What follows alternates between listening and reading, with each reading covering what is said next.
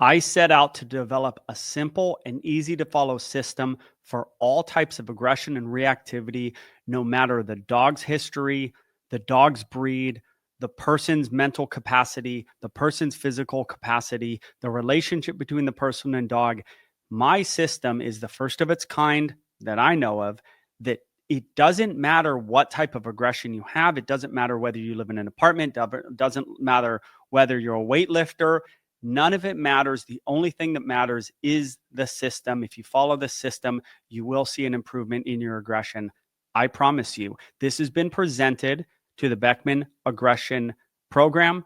You can go to beckmanpro.com. It's a 6-month-long program.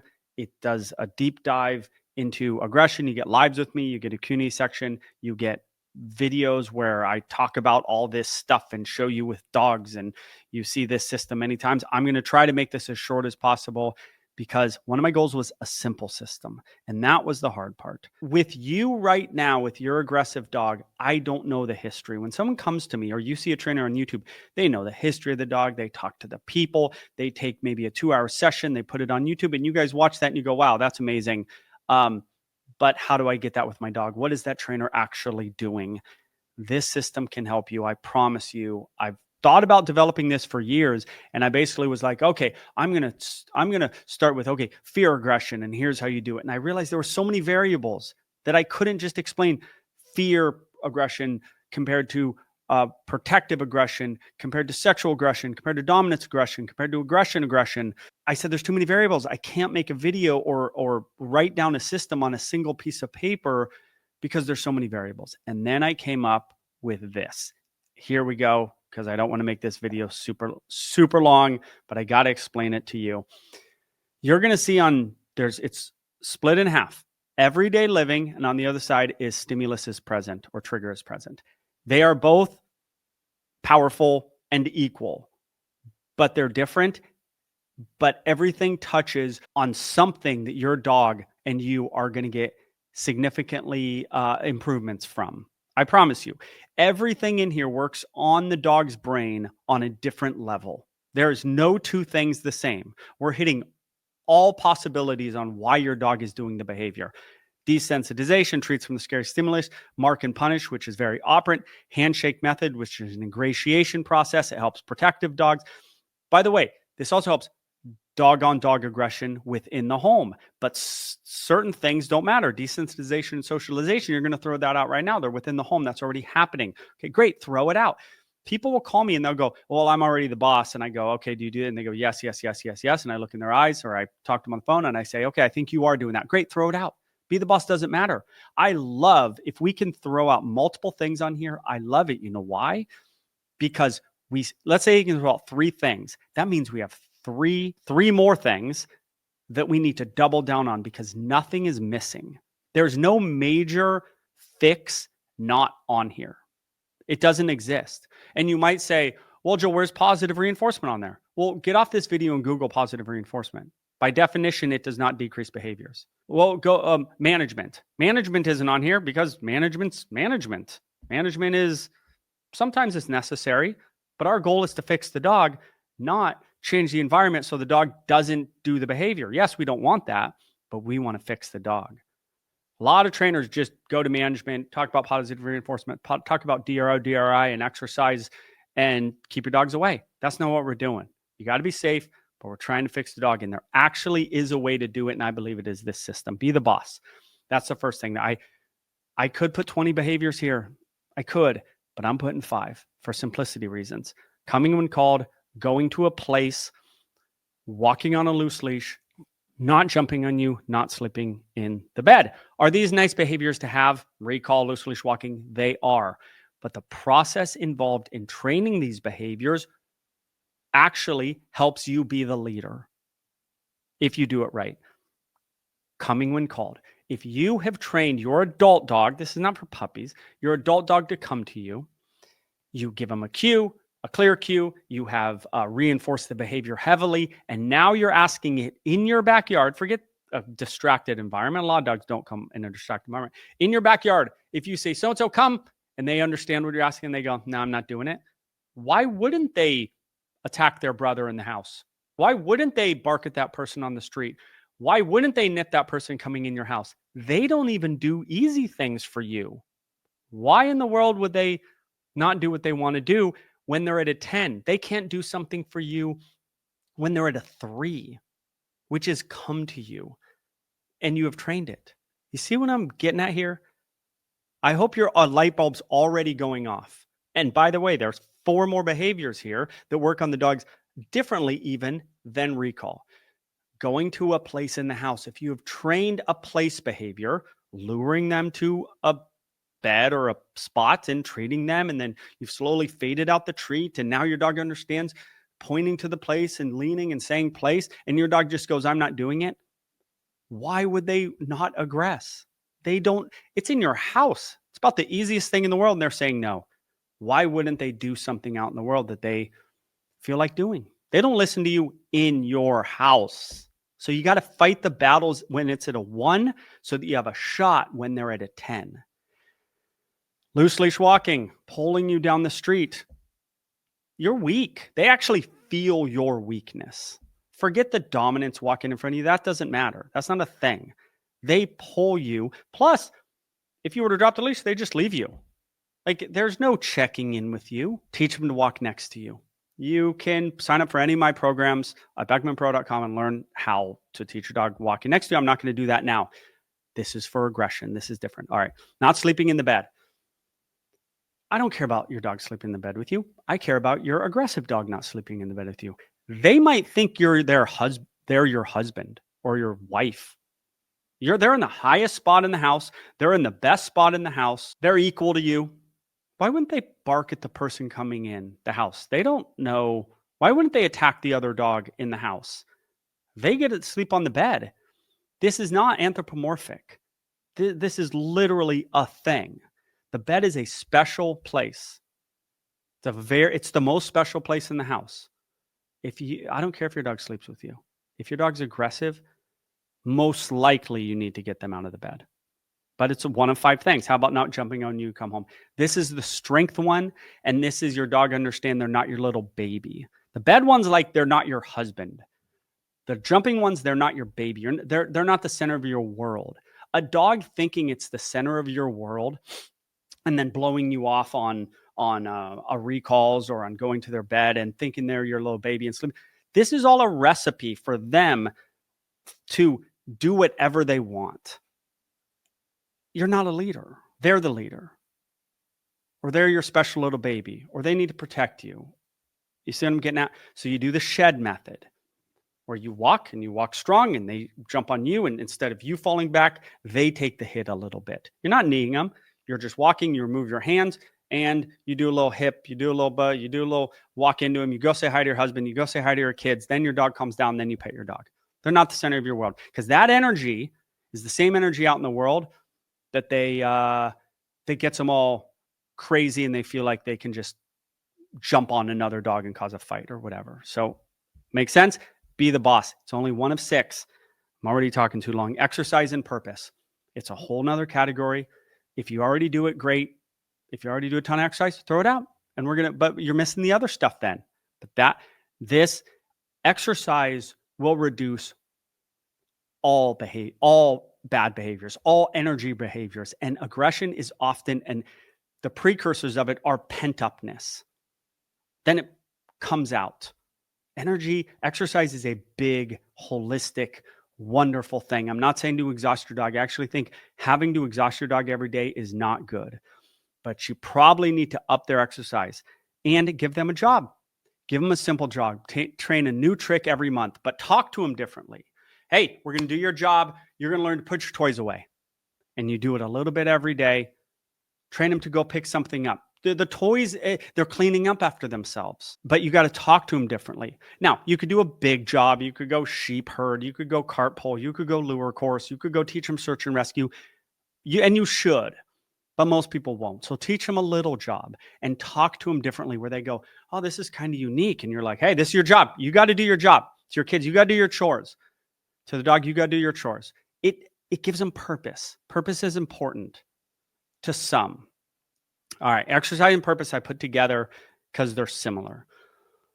It's one of the 6 things.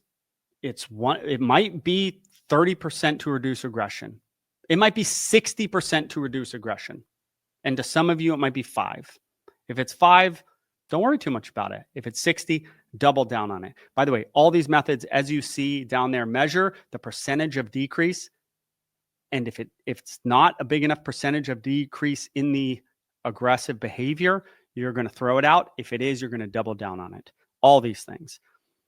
Now we get to trigger is present or stimulus is present. Dog on person aggression, dog on random dog aggression, dog on dog aggression within your home. Desensitization and socialization is the first one. This does not apply too much to dog on dog aggression within your home because they're already desensitized and socialized, but it applies to everything else. Every organism on the face of the earth, when exposed to a stimulus, will decrease its reaction to the stimulus. Every organism for the history of the world has done that, unless there is a moment in there of the dog getting all worked up, and then it can actually reinforce it. That's why you need to find threshold. So if it's people coming in your house, you know how many of my clients go, yeah, my dog barks and nips at people coming in the house, so I put it up in the room. Or I put it in the backyard glass door. No. Up in the room's worse. Backyard with glass door, second worst. They need to be in the home. Now, they don't need to be free. They shouldn't be free. Have about in a crate over there? Okay, not great, but better than up in a room or outside. How about tied off on a leash to something heavy? They have to have access to see, smell, and hear that trigger or that stimulus in order to lessen their reaction to it. It's nature.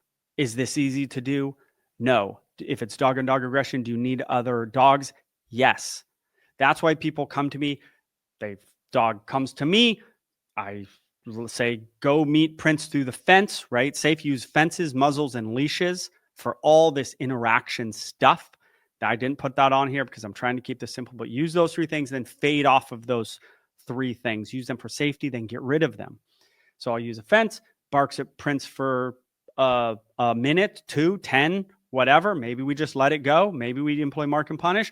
If it's jerky, but maybe they just aren't exposed to things. Barks at Prince for a minute, then starts following Prince around, looking him in the eye. Okay, give it a little more time because it doesn't look great. Oh, now he's desensitized. Let Prince out, maybe with the dog on the muzzle, maybe not. And now he's friends with Prince. That was no training. That was desensitization and socialization, and it works. But you need the dog. It's not easy, but you can't expect your aggressive dog to be good with something, the stimulus, if it's not around or touching or seeing the stimulus. Why would we expect that to work? So this is, it's number 1. These are in no particular order, but it's kind of number 1 for a reason. It's the most probably holistic thing on this list, but we're going to move on. Treats from the scary stimulus. Pavlov figured this out a long time ago. I'm not going to give you the definition of classical conditioning. Dog doesn't like person. Dog likes treats. Person gives dog treats. Dog likes person. It's the same thing as what Pavlov did with salivation and adding a bell. Forget the bell for a second. So it's classical conditioning and it's counter conditioning. It's big. That's what treats from the scary stimulus is based on. Why treats? Because you could use a ball, but treats are just easy to deliver. The dog should be low hungry, and you shouldn't use Zook's treats or the dog's kibble. You should use giant chunks of chicken. Make an impression on your dog that person, it's generally done for dog on people aggression, that person has something to offer me, something unbelievable to offer me. And don't stop doing it. Do this as long as you need to do it. Now, if the dog isn't lessening its reaction to the person, this ain't the method. Throw it out. If the dog barks at the person after 5 minutes of getting treats or 2 minutes of getting giant chunks of chicken, it's not working. You have to look for 5% each treat, 2% each toss treat. Okay, we're on to something here. Oh, my dog's not that hungry. Okay, reduce their base diet till they're hungry. Okay, the person was throwing their hands in the air. Okay, we got to have the person be more calm. It is science. Pavlov did all the work for us. I just came up with the name treats from the scary stimulus. Mark and punish. Contingent punishment. The dog understanding that they are getting corrected for the behavior. They have to understand it. That's where the mark comes in. So I use a clap or a hey, grab the dog. Punishment should never be painful. People say, my wife says, don't use the term punishment. I'm just using it correctly, the way B.F. Skinner used it. Mark and punish. By the way, everything's on this list. If you say, well, where are e-collars? I don't use e-collars, but if you were to say, where are e-collars on the list? E-collars are just mark and punish on steroids. Well, if you were to say, where's positive reinforcement? Positive reinforcement, by definition, does not decrease behaviors. If you were to say, where's DRO? Differential reinforcement of other behavior. DRO, by definition, doesn't decrease behaviors. It just increases other behaviors and hopefully squeezes out the incorrect behavior. That's where you reinforce the dog when they're doing something well around the target behavior so they don't do the target behavior that you want to decrease. It's not on the list because it's not applicable. It doesn't work that well. You have to sit there with treats all the time, and it doesn't have the same effectiveness of these other methods. If it worked, it would be on this list if it worked well. Mark and punish. If you are the boss, if you have done the things that we've talked about already, you going, hey, and grabbing the dog and sitting them down as their punishment for trying to attack something. You can't attack things. You've done your due diligence. You desensitized them. You socialized them. The person gave them treats. Now they're still doing that. Then you are going to mark and punish the behavior without pain. And maybe you'll see a lessening of, by the way, where's my circle of trust method? Dog barks at something and they're removed from you as the reinforcer. That is mark and punish. I just have another way of calling it circle of trust. It's just a different type of punishment, separation of punishment. Very powerful. Everything is accounted for in this system. I've thought of it all. And it's got to be simple. I mean, I could write a lot more. I could write a book on this, but I don't want to because I want to make this a less than 20-minute video. And the handshake method, again, this stuff's no particular order. The handshake method, ingratiate yourself to the stimulus. How does your dog know? They sleep in the bed with you. Then someone comes in. You are holding your dog back on a leash. How does your dog know that person is invited into your house? Then they say you hug the person. Now, I'm not saying that will always lessen the reactivity or aggression towards a person, or going to hug Prince, or going to tell another dog, I love you. Sometimes it can actually make it worse, especially with dog on dog aggression. But guess what? If you go and you hug a person or hug a dog and tell another dog, and your dog gets more mad, now that your dog showed you their cards, you know it's not protection. You know it's out of jerkiness. You can pet anyone you want. So you need to do the be the boss thing. Yes, you need to do the exercise thing to a degree. But now they showed you their cards. Now you can correct the behavior, mark and punish, without feeling bad in any way. Because you told your dog you love that thing and your dog said, yeah, but I don't want that thing in your life. What? You're the boss. You're the leader. The dog doesn't do that to your friends.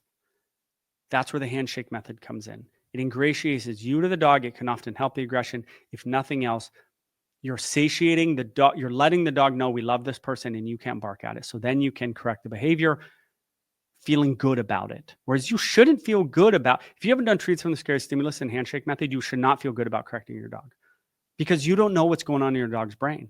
They think they're protecting the house, protecting you. And lastly, measure the percentage of decrease in the behavior. If it's not enough, you throw it out. You got to give all this stuff the old color a try. And if it works, then you double down on it. If you have an aggressive dog, you are missing something here. I promise you. I've never talked with somebody that they are not missing multiple of these pieces. Figure out where you're missing and apply. BeckmanPro.com for all my programs.